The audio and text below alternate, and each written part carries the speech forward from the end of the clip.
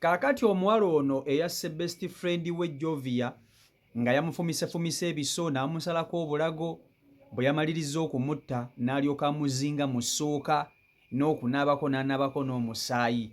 Bamukutte, poliisi emukutte. Omuwala ono omutemu poliisi emukwatidde mu ggwanga ery'e Kenya ng'abadde yaddukidde wa boyfriend we omuzungu. Omutemu abadde seba alina boyfriend we omuzungu, bwe yamaze okutta mukwano gwe Uganda ate n'addukira e Kenya ewa boyfriend omuzungu. Kati ebintu by'omutemu ono okutta best friend we bibadde bitambula ku intaneti ng'omuzungu naye abiraba. Omuzungu mu kubiraba kwe kusirika era teyategeezezza girlfriend we ono. Omuzungu kye yakoze kwe kutegeezaako looya we n'amugamba nti looya wange nti wangi waliwo bye ndaba nti ono girlfriend wange yasse mukwano gwe Uganda, wabula njagala otegeeze poliisi ejje emukwatire wano ewange nga ye tamanyi. Era bwekityo bwe kyabadde, poliisi emukutte ebasanze na mu hotel mwe babadde basula ne boyfriend we, era boyfriend agambye nze temunteeka mu bintu byammwe, sirina kye mmanyi sibiriimu, era tebamukutteeko. Omutemu gwe bakutte yekka. Wuliriza nga sinabakutuusako vidiyo eno nkusaba ogimpereka like etambule etuuke ku buli muntu. Bannange bakyala mmwe abali eyo, nze bakubiriza nnyo omanye ebigambo byange mugenda ne mubiwulira ne mubitwala just for granted, naye mwesonyiwe emikwano. Mwesonyiwe emikwano, naddala emikwano gy'abawala. Abawala balina obujja obw'ekisiru, balina ennugu ey'ekisiru. Kugambe n'omuntu gw'oliisa, gw'osuza, gw'onywesa asobola okufuukira akayinja mu ngatto. Kati y'ono omuwala ono omutemu, amannya ge bamuyita Tulinda Mukama Rose, ge mannya ge. Omutemu bamuyita Tulinda Mukama Rose, era nga best friend we gwe yasse bamuyita Jovia. Bano babadde ba best friend nga babeera bonna, era nga Jovia y'abadde asuza ono Rose omutemu. Yamusaba basule bonna kubanga oli yali talina wa kusula, n'amusaba abe ng'amusuzaako. Kati okusinziira nti abawala baagala nnyo okwegamba okwesigaŋŋana, baagala nnyo okubeera ne kampani z'abawala bannaabwe, kwe kumusembeza. Omuwala ono Tulinda Mukama Rose omutemu, poliisi bw'emukutte abadde mukalukalu. Omanyi omuntu omukalukalu gwe bagamba nti omukalu tajja busera, ye muwala ono Rose omutemu. Bamubuuzizza mukwano gwo yafa atya, mukwano gwo yafa atya, bw'obanga wamutta wamutta otya. Abagambye si nze yamutta, wabula waliwo omusajja gwe bayita Muhammadi ye yamutta, naye bagenda okumutta nga nange wendi ndaba, era nze bwe bamala okumutta nze ne nfulumya engoye zange. Kansooke nkutuuseko akatambi k'omuwala ono mu bigambo bye nga bamubuuza owulira ebigambo byaddamu, naawe okakase nti omuwala ono ye mutemu. Then n'oluvannyuma tukomewo. Vidiyo yiiyo gimpereka like. Oli Muhammad yamala okutta omuwala bwe naye wattimagende enviiri egondi yayina ebintu bye wabiteekawo wabirekamu ebintu ate era gwali mupakenge owange kati wano okukampu wano okola mulimu kiwa wano wajja otya okutuukawo. Kaakati omutemu mumuwulidde bulungi nnyo, oba agambibwa in fact tagambibwa kuba mutemu, ono mutemu. Omuwala ono Rose omutemu agamba ye alina story ye gy'azimba era gy'atambulirako. Ebintu bino eby'okumusongamu olunwe nti yasse mukwano gwe byatandikira, yavaayo n'akola statement n'agamba ku mikutu gye egya social media, kubanga ku social media ze abantu batandika okumuteekamu nnyo olunwe nti yasse mukwano gwe.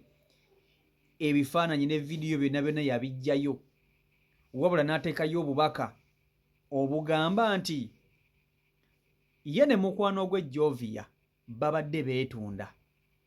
Bino yabyogera nga ndowooza ng'oladdukidde Kenya ng'alabira ddala akaliro katandise okuyitako ku intaneti, batandise omusangwamu olunwe oluvannyuma lw'okutta best friend we. ono omutemu Rose tulinda mukama Rose yavayo n'agamba nti ye ne mukwano gwe Jovia omugenzi babadde beetunda era nga beetundira ku mukutu ogwa Tinder nti waliwo omusajja gwe bayita Muhammad eyabagula n'abagamba nti ayagala bafunemu ka 3 saamu ka 3 saamu mu abantu abakulu mukamanyi abakola ebintu by'omukwano bebya sex kakati client bwajja n'abasasula ssente okwegatta nabo bonna babiri kakati we beegatta babiri oyo client Muhammad yalina ssente mu nsawo bamaliriza okukola omukwano bulungi nnyo bino bigambo by'oyo omuwala Rose olwo nga yedifendinga ng'agamba mbu sinze eyasse Jovia ng'agamba nti oyo client Muhammad ye yasse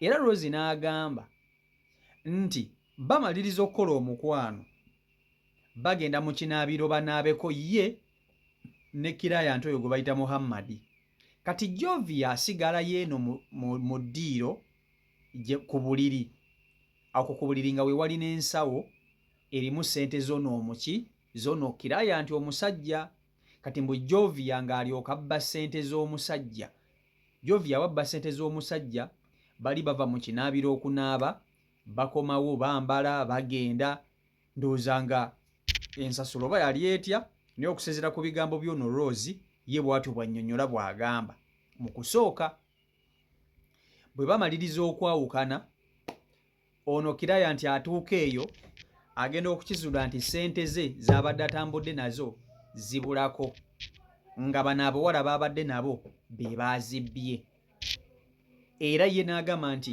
oyo Muhammad ye yakomyewo n'alyoka afumitafumita Jovia ebiso n'amusalako n'obulago era nga yakikoze nga n'ono Rose waali mu nnyumba kakati olunaku olwaleero poliisi bw'emukutte ono omuwala statement y'emu era gyakyesigamyeko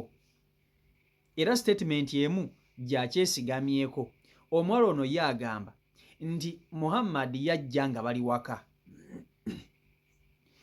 Muhammad bw'atuuka yabasangamu mu nnyumba era bwe yatandikirawo okusaba ssente mpa ssente zange ndowooza ono n'amugamba oli ye yazitutte oba kwegamba omuwala ono statement ze apalapalanya era nga bw'omanyi omuntu yenna alina akyamanyi ku nfa ya mukwano gwe nga ne bino byonna ebibuuzo apangirirawo bipangirire okitegeera kubanga ye agamba nti Muhammad bw'amala okufumitafumita Jovia ebiso n'amusala n'obulago n'afuluma n'agenda ono Rose yaliwo ng'alaba ng'era alaba buli kimu kati mbu mu kutya okw'amaanyi mu kutya ennyo kyava asitula mukwano gwe Jovia nga bamaze okumutta omusajja amusse n'alyoka amukwata n'amuzinga mu ssuuka omulambo n'aguteeka ku buliri omuwala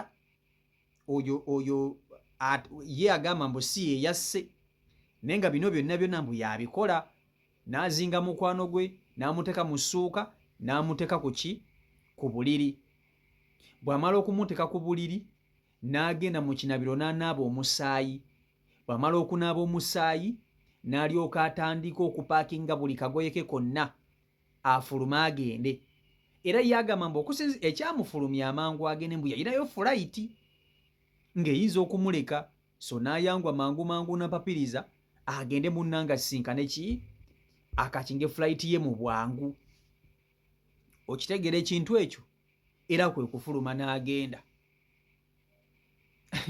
naye bannange ono alabika muwala w'olyokero eyatta abaana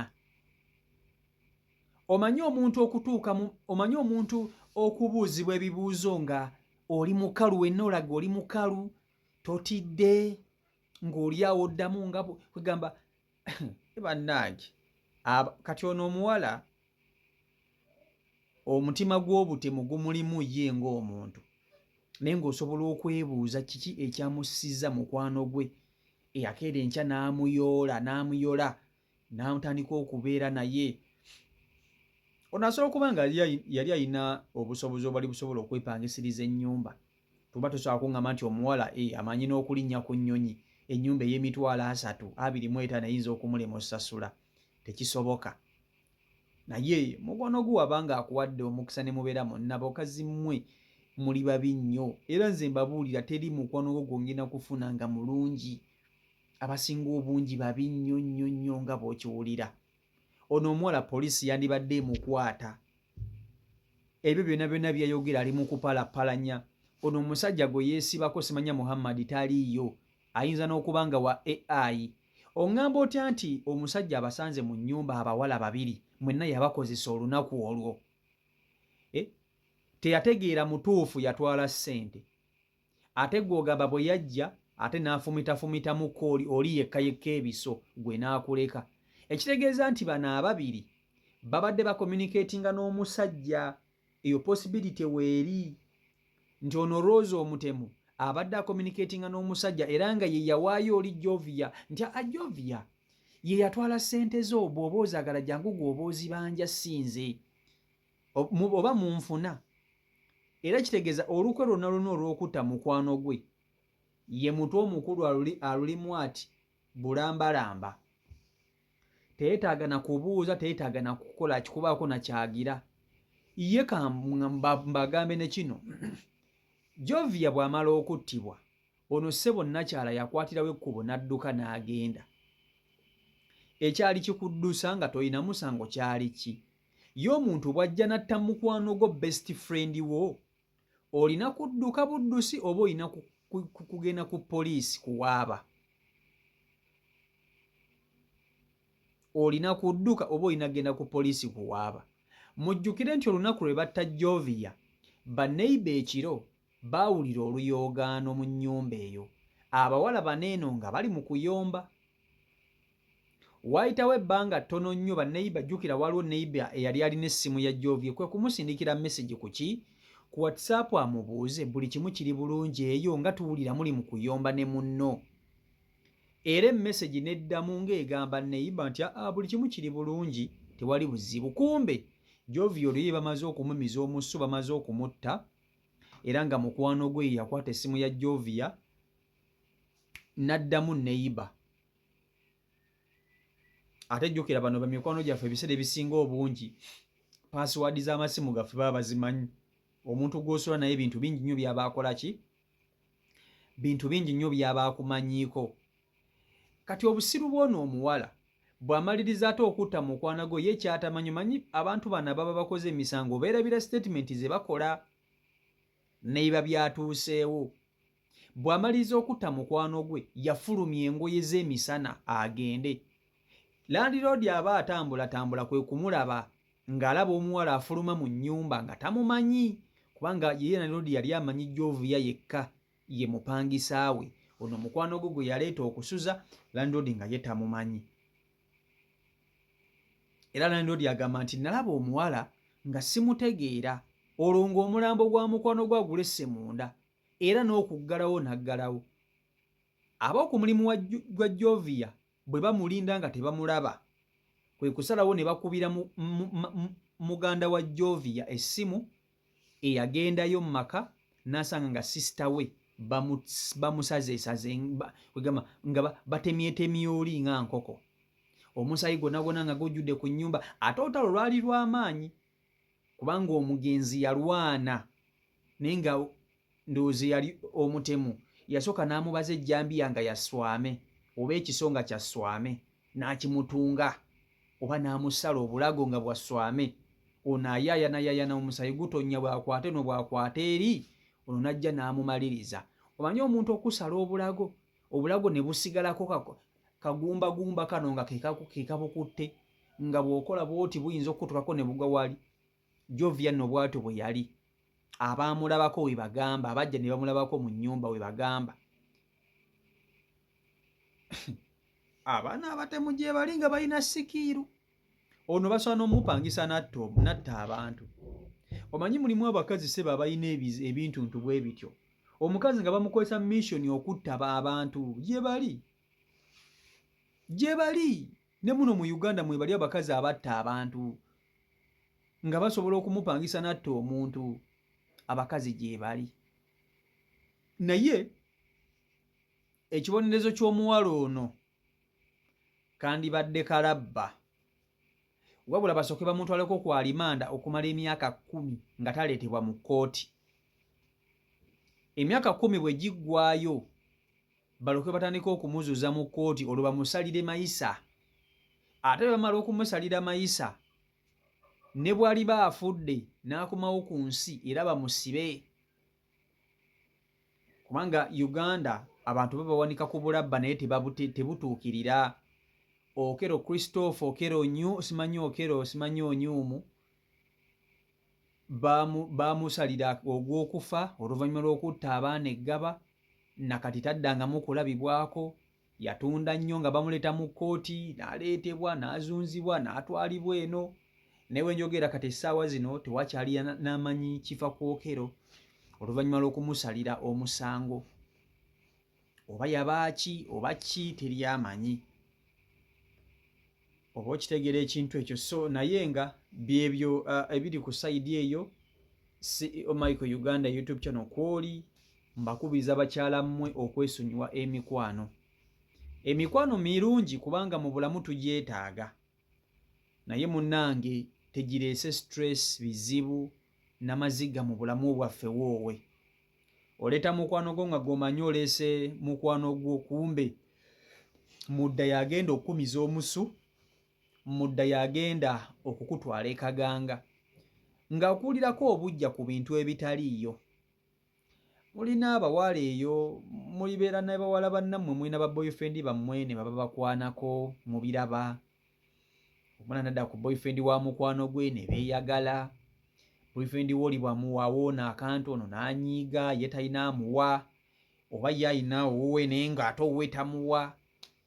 Kale kwegamba ebintu bingi nnyo, naye mwegendereze, nze kyenyinza okubagamba. So CEO Michael Uganda YouTube channel kwoli mwebale nnyo okuba nti ate mugoberera abeekumira ku mukutu.